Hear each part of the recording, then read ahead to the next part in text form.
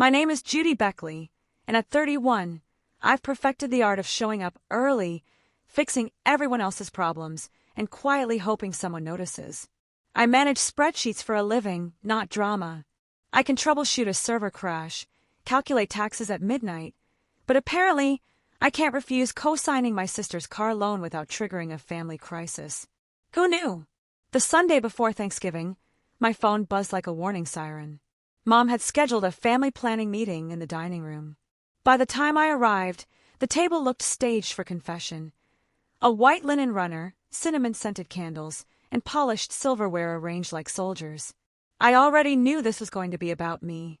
Jenna, my sister, sat at the far end of the table, her expression carefully neutral, like a brochure that hadn't decided what to advertise yet. Dad drummed his fingers against the table. The rhythm wasn't casual. It was a countdown. Mom, hands folded like a diplomat ready to deliver a verdict, cleared her throat. Judy, she began, crisp and precise. You can't come to Thanksgiving until you apologize. I froze mid-step, the words echoing in my brain like a bad echo in an empty hall. Apologize? For what? Jenna smirked, the faint curl of triumph tugging at her lips. You made it weird at the dealership, she said, eyes soft and rehearsed. She tapped her finger against a glossy brochure, the new SUV shining in showroom light. I just needed your signature. That's all. I inhaled slowly. No. I said no. Mom's sigh was delicate, but sharp. That's not very supportive. Dad leaned back, jaw tight. Family helps family, Judy. Family doesn't take someone's signature like a favor to be owed, I said, keeping my voice steady, though heat rose along my neck. I'd spent years being the family's invisible infrastructure, paying bills no one else remembered, co-signing leases, sharing cloud storage, hosting forgotten guests. I wasn't saying no lightly. I was saying no because yes had become a trap. Jenna smiled and faltered. Since you won't step up, surprise, it's time you heard this. I braced myself. Families have a way of delivering bombs when you least expect them. Ha! I murmured, unsure whether to laugh or hold my breath. You were adopted, she said, letting the words hang like a suspended weight. The room went still. Mom avoided my eyes. Dad stared through me like I'd become part of the wallpaper. And Jenna, she watched, waiting for the reaction she thought would break me. I swallowed. The truth didn't land as intended. Somewhere deep in my chest, a cool pocket of clarity held me steady. Surprise accepted, I said. Calm. Too calm, probably. Jenna blinked. That's it? No meltdown. I have one scheduled, I said, standing, letting the chair scrape back. Right after laundry.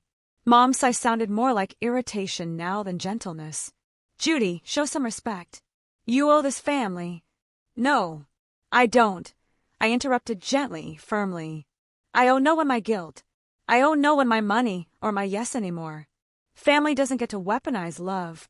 Dad's hand tightened into a fist under the table. Jenna's lips thinned.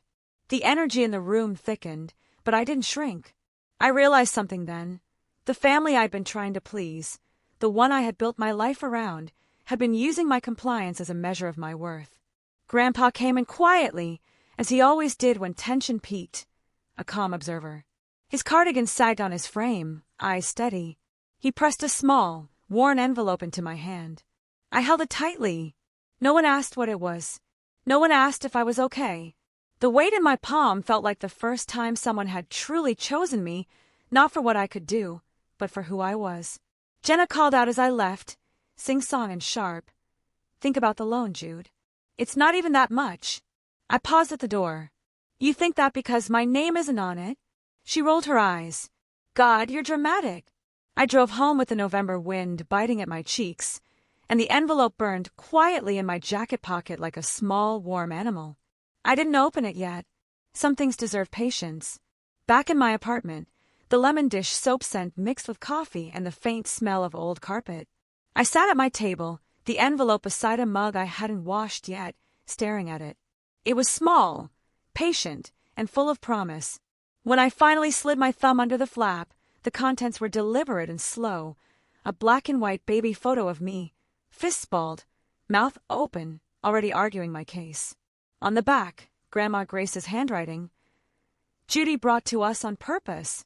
Then a photocopy of an adoption decree, a tiny footprint stamped at the bottom, proof not of my origins, but of the people who chose me, fully aware, fully loving. And a letter from Grandpa George. Kiddo, if you're reading this, someone tried to use the word adopted to hurt you. They're wrong. We chose you. You were never the problem. Use this for yourself, not anyone else. Love, G. I felt tears prick at my eyes. Not for the adoption. Not for the confrontation. For the first time in a long time, I understood that my yes had been borrowed and my no was overdue. The envelope sat on my kitchen table like a small altar, the paper edges soft under my fingertips. I didn't open it immediately. Instead, I brewed coffee, the kind strong enough to jolt you awake and remind you of what really matters, and let the steam curl around me like a shield.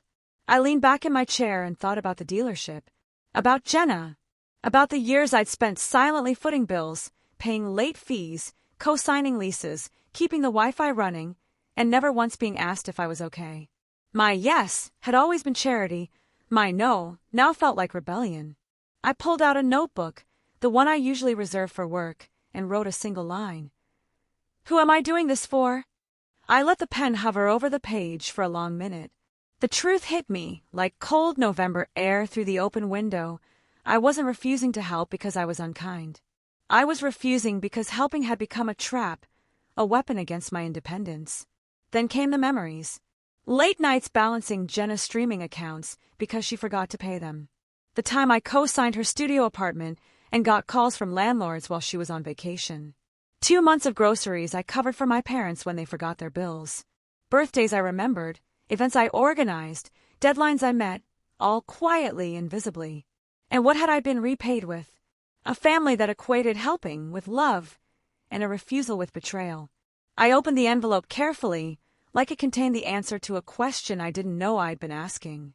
Inside were 3 items: a black and white photo of me as a baby, a photocopy of my adoption decree, and Grandpa George's letter. The photo alone was enough to stop my chest from tightening. Tiny fists balled, mouth open in what looked like a battle cry. Even then, apparently, I'd been stubborn. The adoption decree was a revelation, not the revelation Jenna had intended, but the kind that settles something deep inside. Someone had chosen me, deliberately. Someone had looked ahead and decided my existence mattered, not for what I could do, but for who I was. Grandpa's letter was quiet but firm.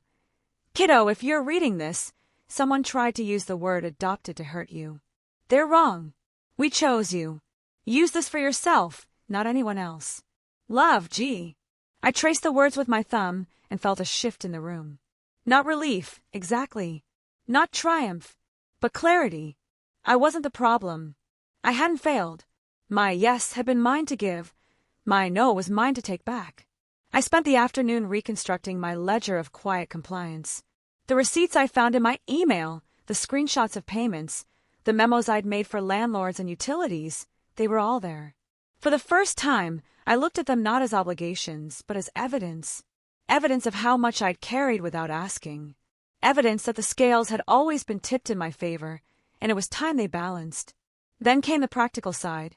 The bank accounts I'd kept for the family, the shared streaming services, the phone lines. I started listing them, one by one. Each cancellation felt like cutting a string that had tied me to invisible obligations. Each confirmation email arriving in my inbox was a small victory, a reclaiming of space, of freedom. Lucas called mid-afternoon. You okay? He asked, voice soft. I almost gave him the automatic response. I'm fine, but this time I paused. Then I whispered. They uninvited me for not co-signing Jenna's car. Also, I'm adopted apparently. Grandpa sent me proof. There was silence on the other end, then a gentle laugh. I'm coming over, he said. Bring cinnamon rolls. He didn't say told you so. He didn't lecture me on being the bigger person. He just came. That was enough. While waiting for him, I held the adoption decree up to the window. The light caught the tiny stamped footprint and made it glow faintly. Chosen. The word resonated through my chest like a bell I hadn't realized had been ringing all these years. Chosen wasn't a weapon. It was a vow. A promise. When Lucas arrived, we ate cinnamon rolls in silence. Not awkward silence, but the kind where the world settles and you realize it can move around you without pulling you under. He listened while I recounted the dealership, the ultimatum, the envelope, the photo, the letter. He didn't interrupt, didn't try to fix anything. He just acknowledged the story, as if validation could be a form of protection in itself. Later, I returned to my ledger. I added a final line, emotional labor unpaid, owed in respect, not money. It sat there like a declaration. I didn't know if anyone else would see it, or if anyone cared. It didn't matter. I had seen it. I had acknowledged it. That was enough. By the time night fell, the apartment was quiet. Outside, November wind rattled the fire escape, but inside, I felt a calm I hadn't known in years. I realized I didn't need to apologize to anyone, not to get access to Thanksgiving, not to prove my worth. I needed only to honor the truth Grandpa had given me, that love was not a ledger to be settled, and my life was mine to live.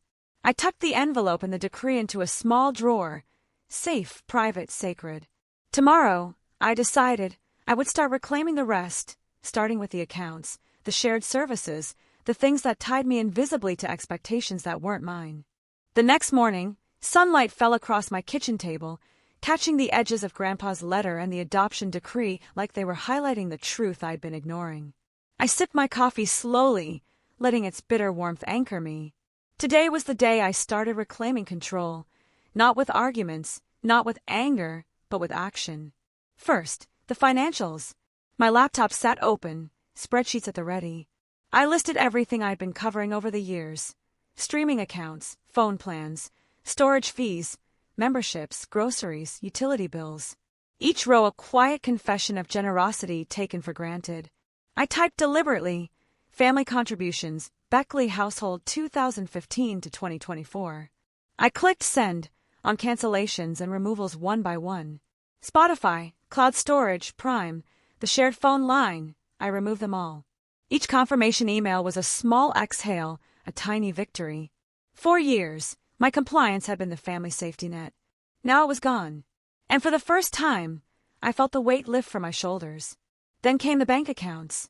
Accounts I'd opened under my name for convenience, thinking it was easier for everyone.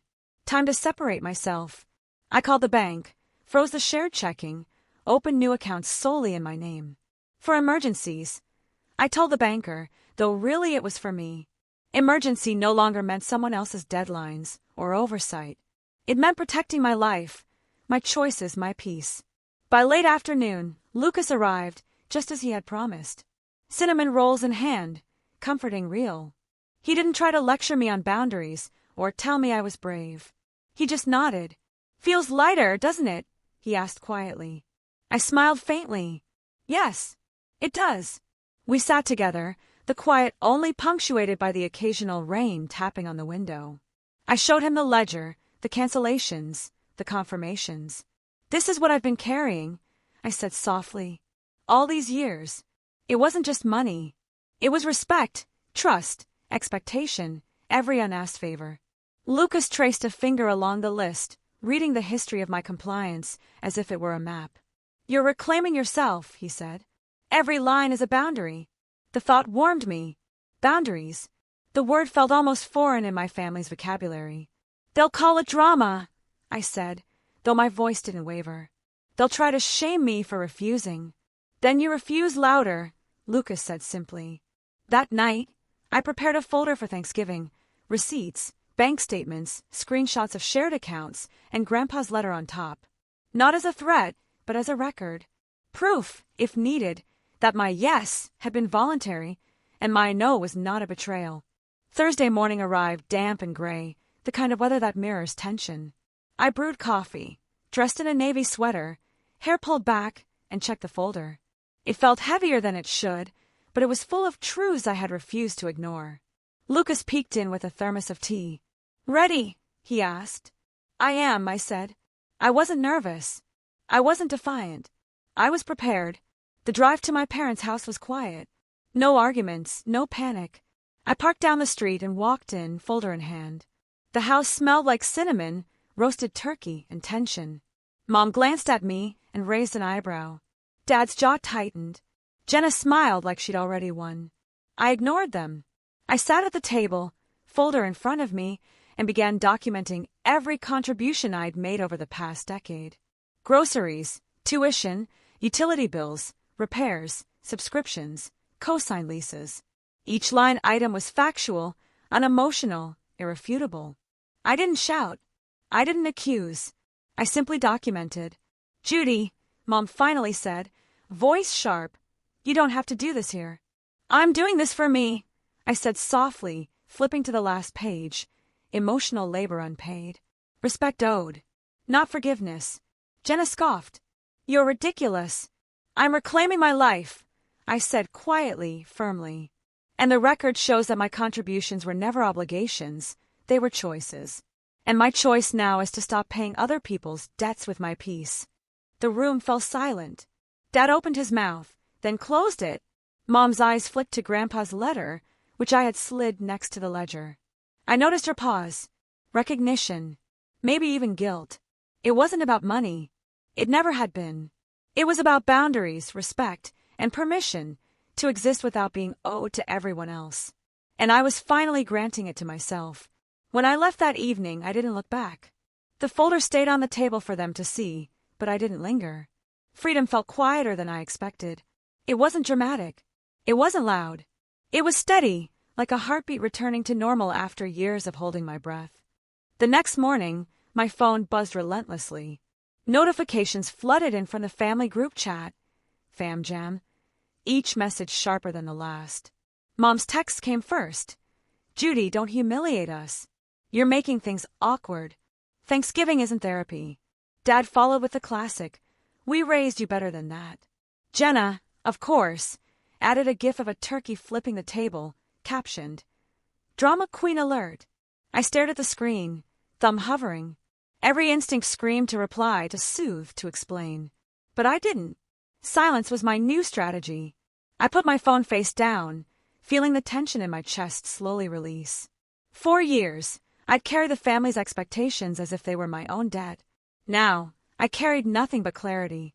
I brewed coffee and spread the ledger across my kitchen table, the spreadsheets and receipts from the previous day like a map of my decade-long quiet compliance. Each entry was a story in itself. The co-signed leases, tuition fees, streaming services, groceries, phone plans, even car repairs. They weren't obligations.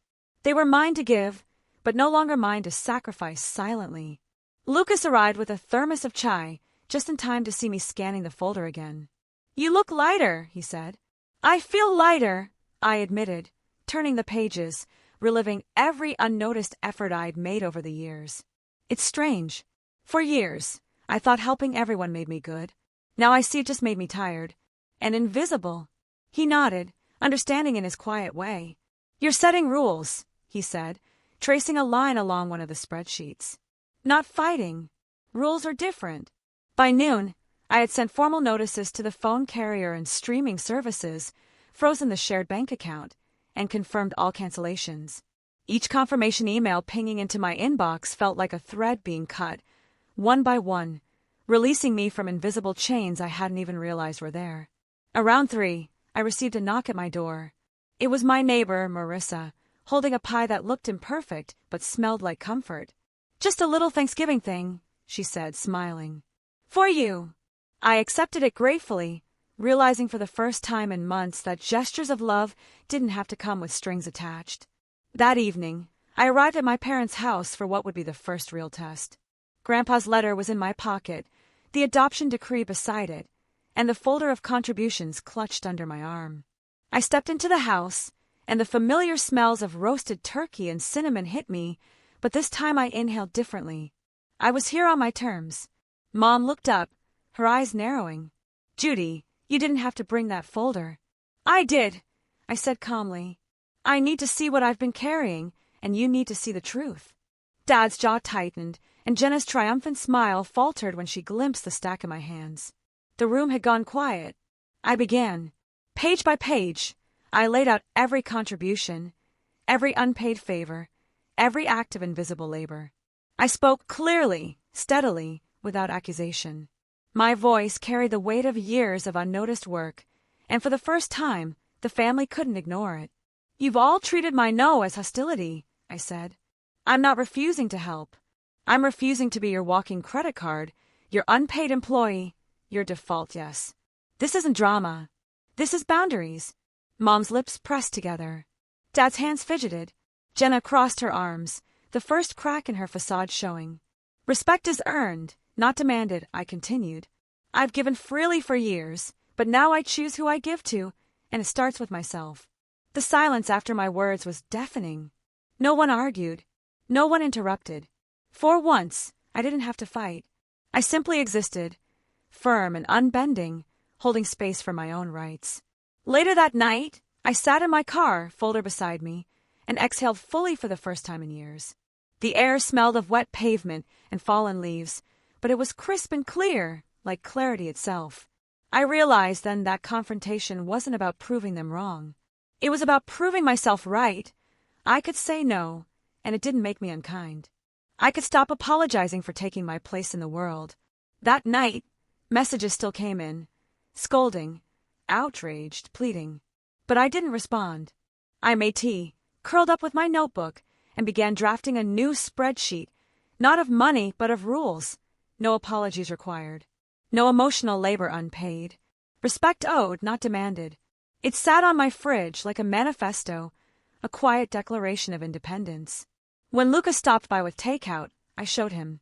He smiled, squeezing my hand. This is good. They might resist, but you're building armor. Not walls, just armor.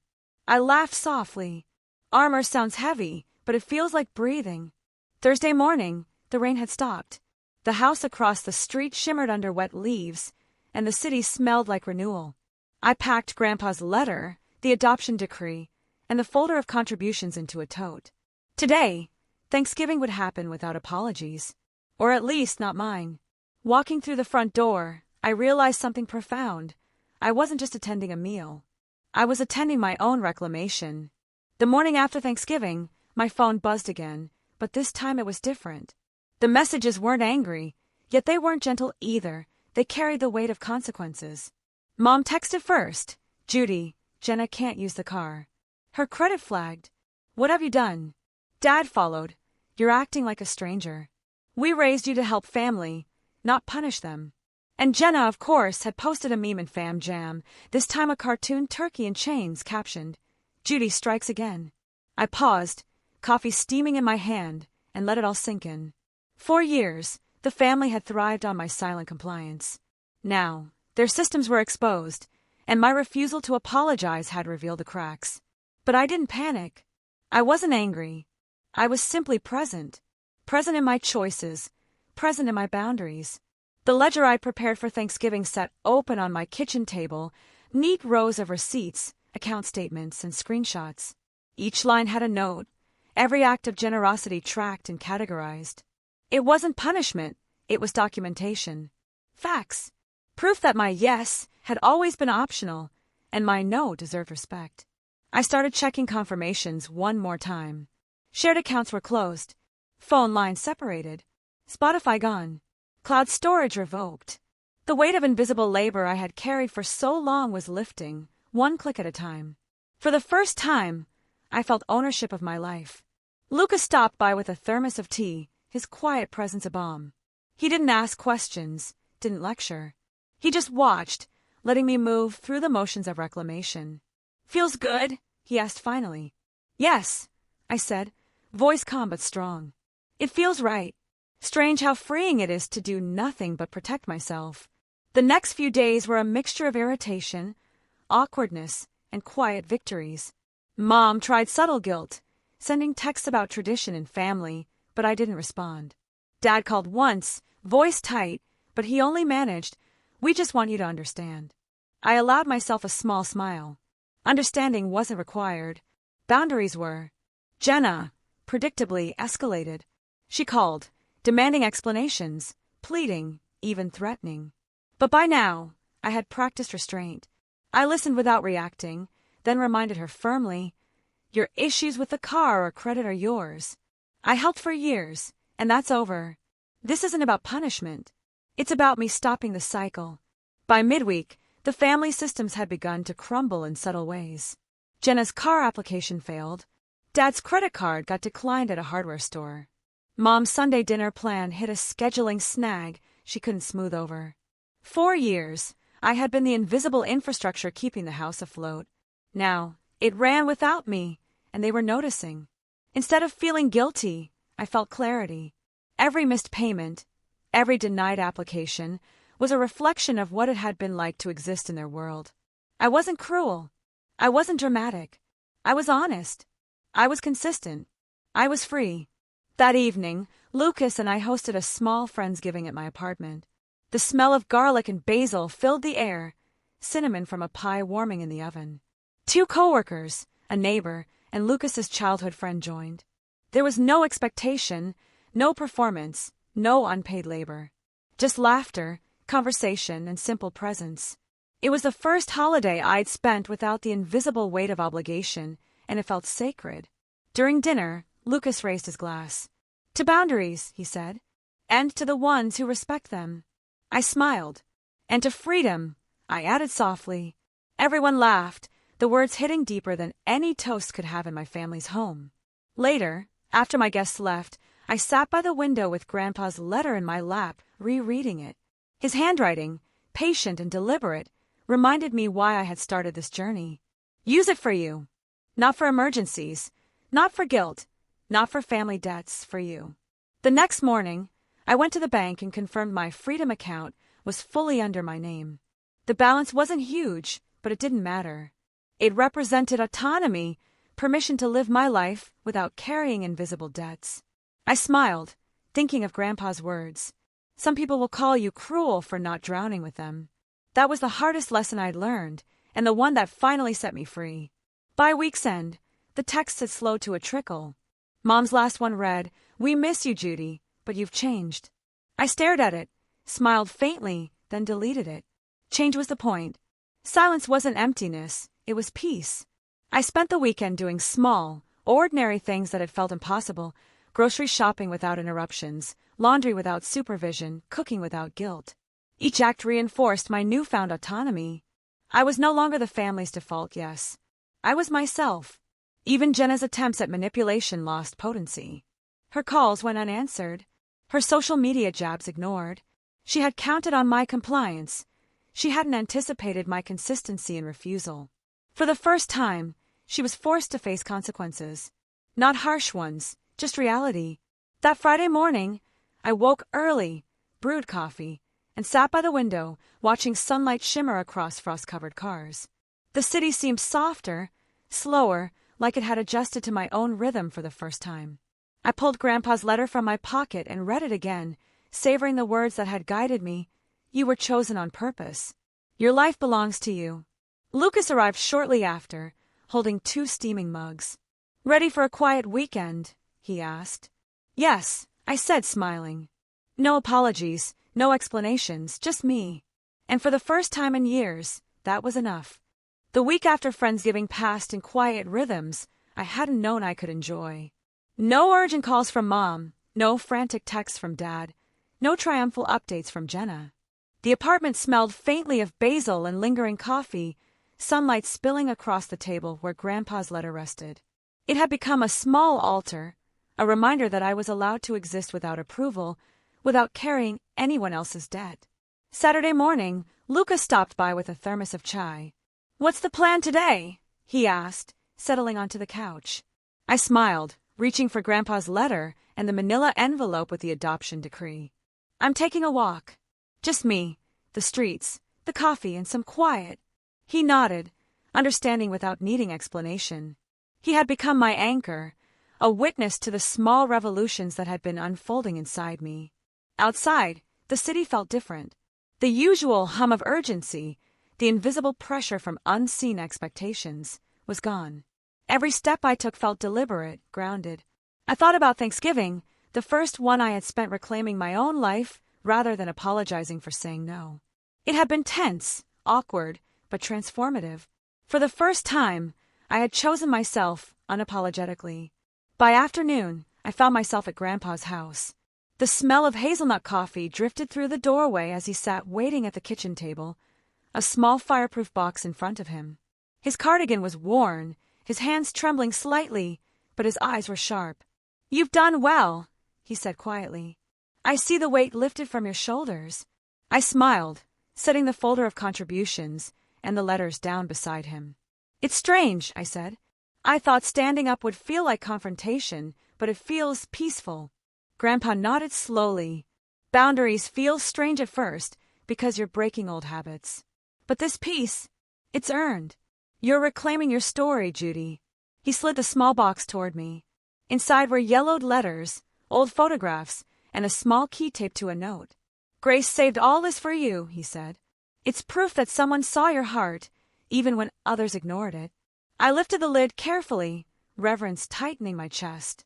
Photos of Grandma holding me as a baby, handwritten notes about my being chosen on purpose, and a silver locket engraved with her initials. My fingers trembled as I traced the initials.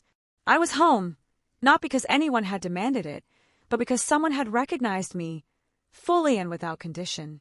Grandpa smiled faintly. "Remember, kiddo, families confuse debt with devotion all the time. But love doesn't need an invoice. It's quiet. It's permission. You've earned that quiet. Don't forget it."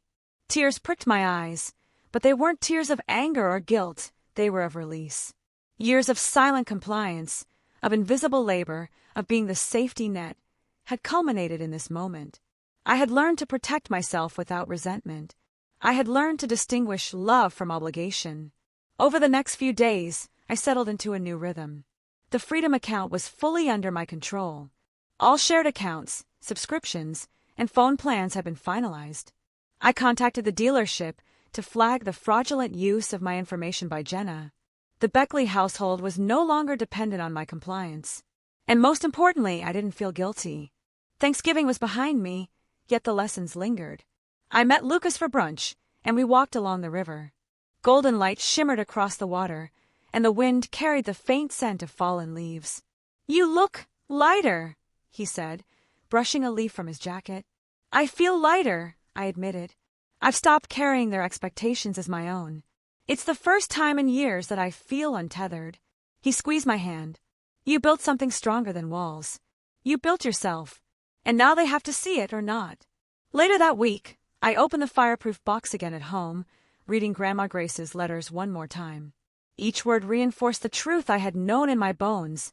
I had been chosen, loved, and supported without condition. Not because of compliance, not because of money, not because of silence, but because my existence was valuable. Jenna's messages came and went, mostly futile attempts at guilt. I ignored them, letting silence speak louder than any argument. Mom and Dad slowed their texts to occasional check-ins, their usual pressure dissolved by the wall I had built. Not walls of resentment, but boundaries of clarity. One evening, Lucas and I hosted a quiet dinner. No obligations, no unspoken debts, no apologies required. Candles flickered across the small table, the scent of roasted vegetables mingling with coffee. Laughter flowed naturally, unpressured. The warmth was genuine, not coerced. I thought of Grandpa's words, "Some people will call you cruel for not drowning with them." I understood now. My refusal to be the family's invisible labor was not cruelty. It was truth. It was life. It was self-respect. Before bed, I logged into the bank app and glanced at the Freedom account. Not the number. It wasn't about money, but the symbol. Proof that I could protect myself. Proof that I was allowed to exist fully and independently. I whispered into the quiet apartment, "I am enough." That night, I slept peacefully. For the first time in years, Thanksgiving wasn't about obligations, apologies, or invisible labor. It was about choice, about claiming my story, about living on my own terms. And in the morning, I awoke to sunlight spilling across the kitchen floor, the city alive but distant, and I knew this. I wasn't their fixer anymore.